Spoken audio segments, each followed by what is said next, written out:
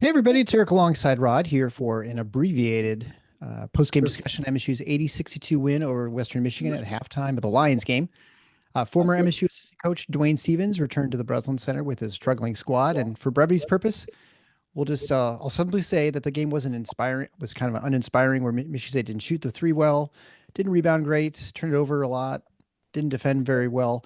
I will say one of the things that we commented on throughout the year that I think portends well for this team, even in a game like this.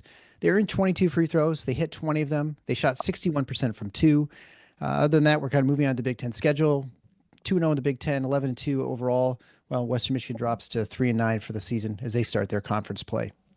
Yeah, it was. I would classify it as at best a C- effort, and I advisedly use the word effort because I thought, with the exception of just a few players, Cohen Carr, Carson Cooper, probably Zapala.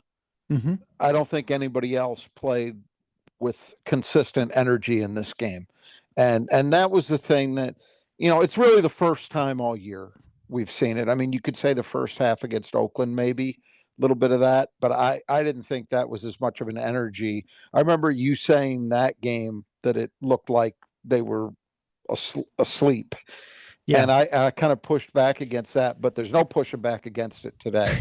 I just thought there were, I mean, you were there. It didn't seem like there was much energy in the building. Michigan State didn't give people a lot of reason to find energy really until late. The Cohen Carr 3 was maybe the first time there was any real energy. And, we talked about it. Western, there's a lot of Michigan kids, and some of those guys played very well. And they came at MSU hard. It was disappointing. Certainly not earth-shaking because, if you've gone through an entire non-conference and the first two conference games, and this is the first time that you've sort of laid an egg like this, and you still win by 18. Yeah, right. Exactly. That's the key. It's they're the equivalent of first world problems to some extent, but it was still nobody's going to be happy, and that might be the best thing for them going into Columbus in a few days, is that Tom Izzo's not going to be happy. The players certainly shouldn't be happy. And hopefully that's going to mean a renewed focus for that Big Ten, that return to Big Ten play. Yeah, I think Tom Izzo said that, the first practice back from the holiday breaks is usually a bad practice, and it was really good. And that was like the best energy they had. And then they sort of been tapering off since then. So, maybe not looking past this team, but I think just losing focus a little bit. But again, the other things that make their floor so much better is the fact that they get to the line, they shoot the twos well, which they returned to again today. 3-point shooting, not great, not, disaster, but 30%. The free throw stuff got improved significantly later in the game. And I don't mean that Western was giving away free throws, but for a lot of that game, Michigan State was actually not sitting in a very good position in terms of free throw attempts. And I thought that was reflective of the energy they did not play with. Absolutely. But then late in the game, you started to see more aggressive play from Michigan State, and they got rewarded for it. And so they ended up bumping the free throw attempts up to their normal level. Yeah. And, Western was very aggressive offensively. They were forcing the issue a lot, and they earned their free throws as well. I mean, they were really making things difficult for Michigan State. They just don't shoot them very well. Boy, they were, even worse than, they were, like almost 50. 11 for 7. No, 11 for 7. So they got over 50. But they were sub 50 for quite a while in that game. They left a lot of points on the board.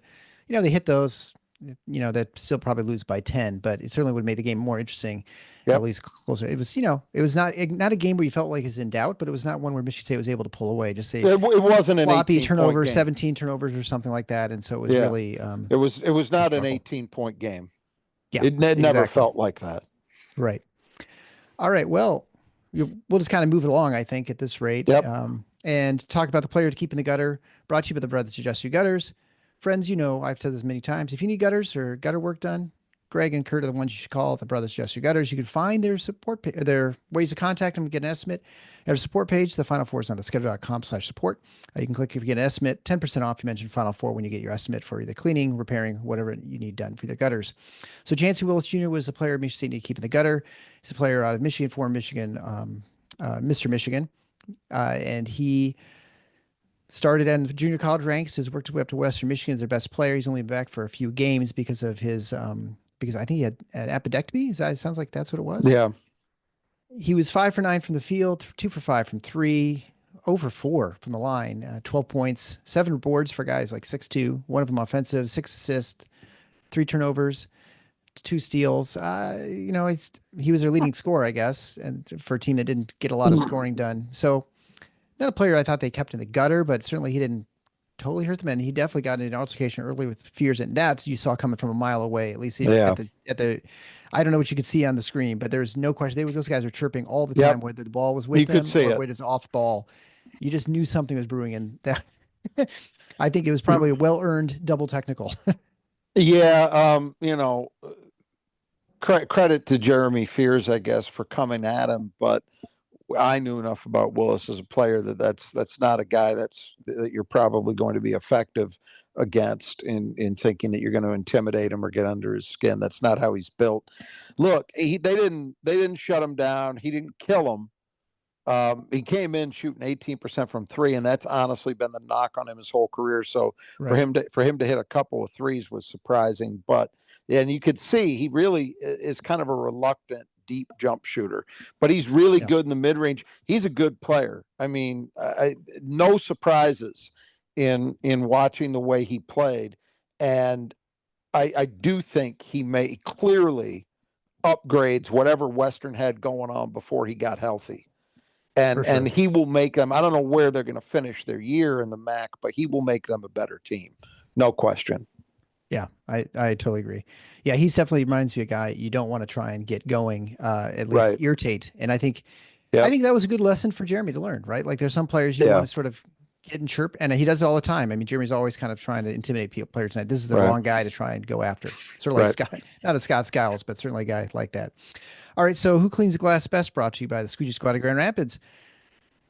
And again, friends, if I've told you a million times, if you need your windows cleaned, either your house, your business, high rise, whatever it might be, if you happen to, have a state capital in your back pocket, you can have them come out. They'll clean it up. They'll take care of all those windows inside or out. They do interior painting as well. You can find ways to contact Troy and his team in the Greater Grand Rapids area, including the Kalamazoo area, at our support page again at tffinots.com/support. 15% off. You mentioned Final Four when you get your estimate. So it was 4-4 coming into this. You got to pick first, and we changed the format because there's been Jackson Kohler versus the field, and Jackson, I think, unquestionably had a bad game. He only finished with 4 rebounds. So you got 2 picks. You got the first and fourth. I got the second and third, and Zapala beat everybody with 9. Carr had 5. So I had 14. You got 6. So I guess either way, I probably would have won because I probably would have picked Zapala. Who did I have? I had Kohler and Booker. Yeah, and so they had 4 and 2 together. Yeah, and I got smoked. It was close. Well, it was. Look, the bottom line was for Jackson. A big part of the reason his rebounds were limited is that his playing time was limited. Yes. He just was not very effective in this game, and that's going to be the key. I think if Jackson's on the floor, the odds are pretty good he's going to lead him in rebounding. But if he's not on the floor, he can't do that. And that would happen if he was being ineffective. Mostly you would say defensively, but I thought in this game, he really struggled again offensively. He's got to get back on track in terms of finishing plays, So yeah, anyway. That was like, I think the second and a half straight game where he's really struggled finishing, where he was really pretty good most of the beginning of this part of the season. So I suspect he'll get back there, but whatever it is, I think he's just needs to see a couple fall, and then he'll be get back to going. All right, so it goes final is the 5 keys to the game brought to you by Nudge Printing. Nudge Printing is where you want to get all your Spartan apparel, or maybe Hawkeye apparel, or Hoosier apparel, or any other schools like Western Michigan. If you're a Western Michigan fan, you can get all that at Nudge Printing at nudgeprinting.com. Listeners of the show get 20% off if you just type in Final Four as one word in checkout. Make sure you head on over there. There's a huge selection of things from shirts to t-shirts to hoodies, jackets, hats, whatever you want. Gabe and Brittany have it. The great Spartans, they have all the logoed stuff, old stuff, new stuff, as far as the logo. So you can't go wrong. There's a million things to select there, and super comfortable, high quality stuff. He doesn't buy cheap t-shirts and stuff like that. So these are really good things, really well done, screen printed, so they'll last for a long time. So again, check out nudgeprinting.com.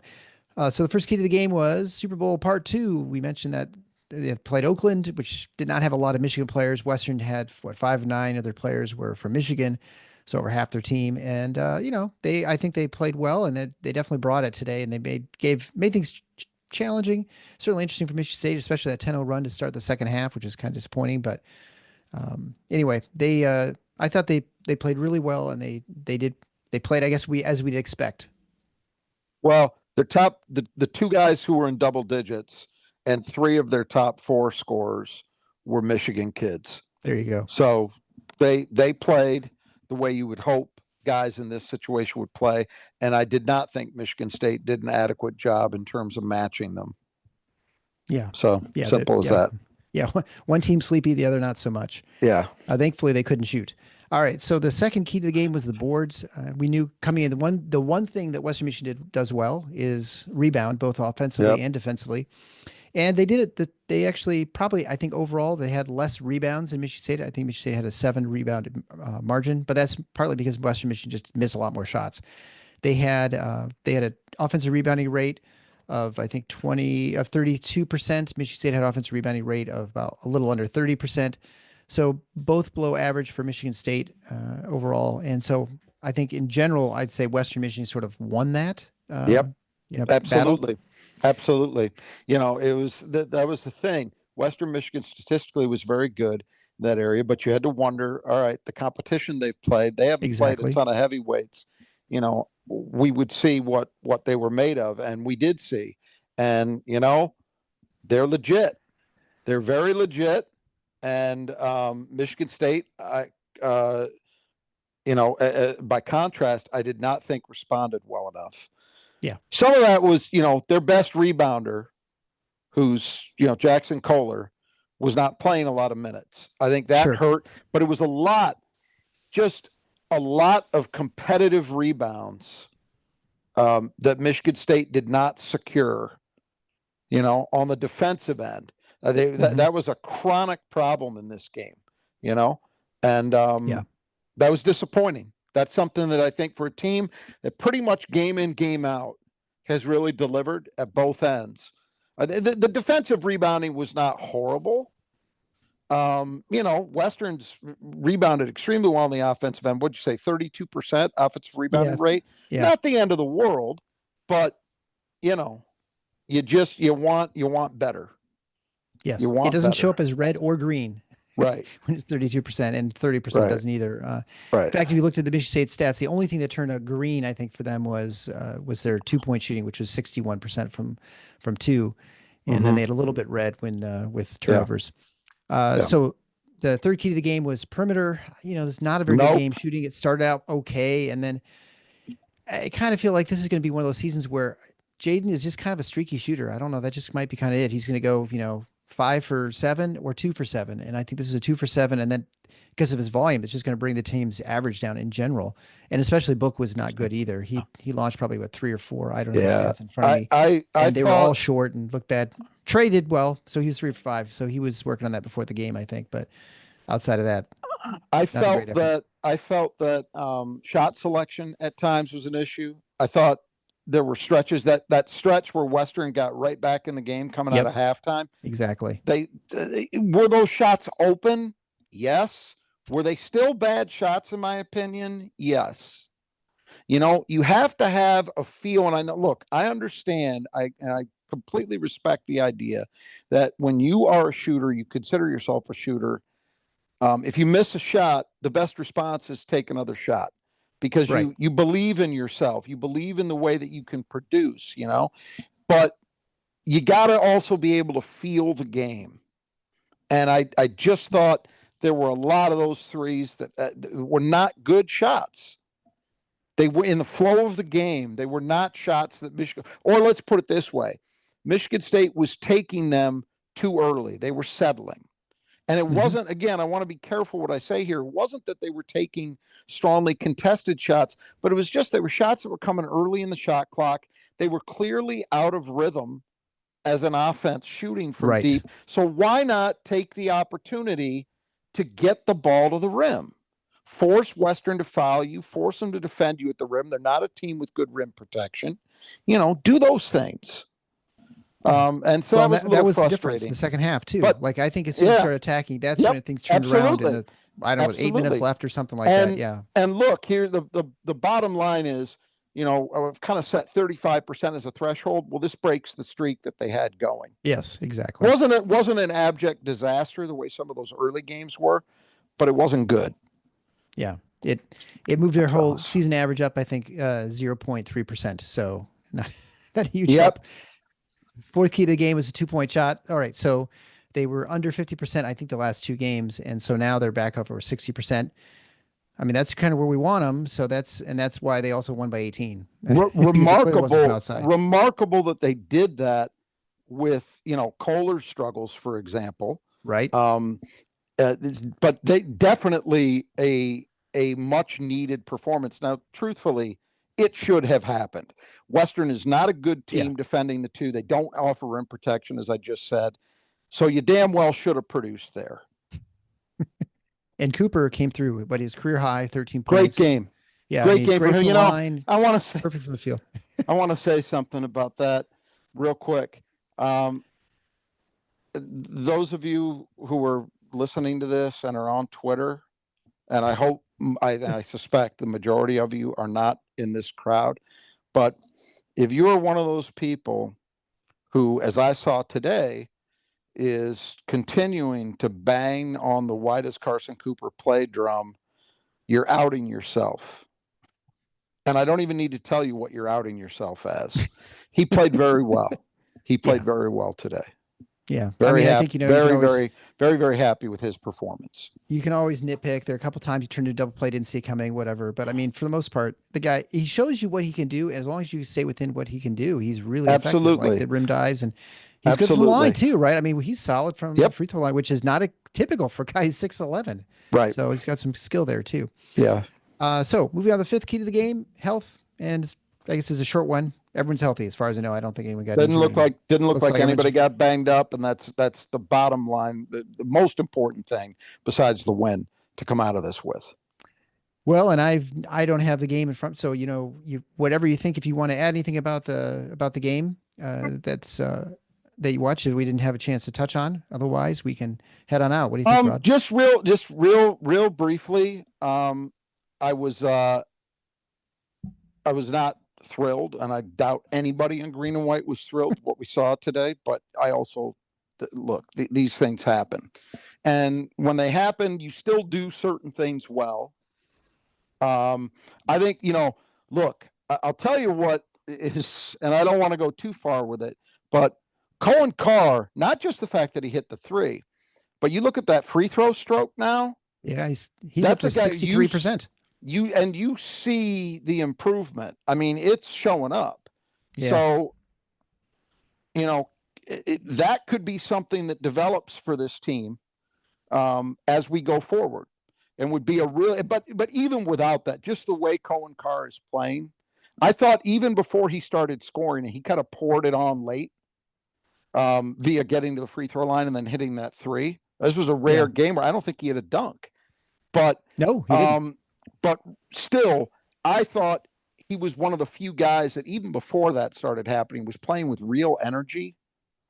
And that's a great thing to see, because it's, we did that interview with Cam Ward, and I thought Cam Ward had it exactly right. It's something that we've talked about, that when Cohen Carr plays like his hair's on fire, good things are going to happen for this team and for him individually, but for this team. Yep.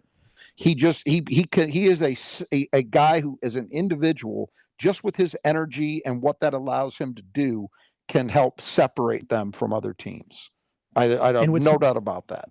And what's also nice is I think, you have, when things don't go well, like that second half, it was, you feel like, well, there's 3 or 4 guys on the bench who can probably come in and fix this, and so it's not very often that you have, and you feel confident about the next, the next line change being maybe as good or better sometimes. 100%. And I still, honestly, I still don't think they've fully got the rotations dialed in. There are segments, like there was a segment, they went long with it. And I can't remember whether it was in the first or second half, but it had Jace Richardson out there with Fiddler and Carr and Book and I think Cooper. And I can't see that when you've got guards the way Michigan State has guards, to only have one of them out there at a time, I think is an issue. And so I hope we don't see that lineup, for example, very much going forward. But it still feels to me like they're working through that. And I don't I don't think it's off the table that there might still be adjustments in say who's starting. I can still see a Sure. reason why you might start Jace Richardson instead of Holloman. And it's not because Trey's playing badly, but it's just it enables you to set up the rotation a little better. But we'll see. These are, again, these are first world problems. Right now you got to feel pretty good where Michigan State is. Yeah. So And again, teams 11-2, 2-0 the Big yep. Ten, struggling and winning by 18 against a team that's okay. They Their Ken Pom is not good, but they're played not. played reasonably well. I thought Western gave a pretty good accounting of themselves. The things they're supposed to do well, they showed up and did, and they were a little better in some of the things that they don't do well. The other thing, real quick, and then we can wrap it up, that I was very disappointed in, and I'm sure Izzo was tearing his hair out about it, is the turnovers. It's been slowly slipping Yep. the last few games, but this was terrible because Western was not forcing those turnovers. Nope, they were just like that was Michigan guys cutting State or not cutting who they thought were going to cutting, and it was more. That was most of what it was. They looked like a team that had been away from each other for a week, which is not the case, but that's how they played. So got to tighten that up. You can't go around, coughing it up 17 times and think that you're going to win games on the road in the Big Ten. Yeah, I think a little bit of that too felt a little bit like, hey, you don't have much energy, and you kind of show it sometimes. Those sort of slow and kind of lazy, getting not kind of moving fast enough or whatever. So yeah, it's brain dead things like Jace trying to pass the ball to Book, who's not even looking at him. I can't tell for sure whose fault that was. Jace certainly seemed to think it was Book's, but plays like that, yeah, just inexcusable. Yeah. All right. So we'll be back for the Ohio State pregame in just a couple days. So until next time, the Final Four is on the schedule. Go Green.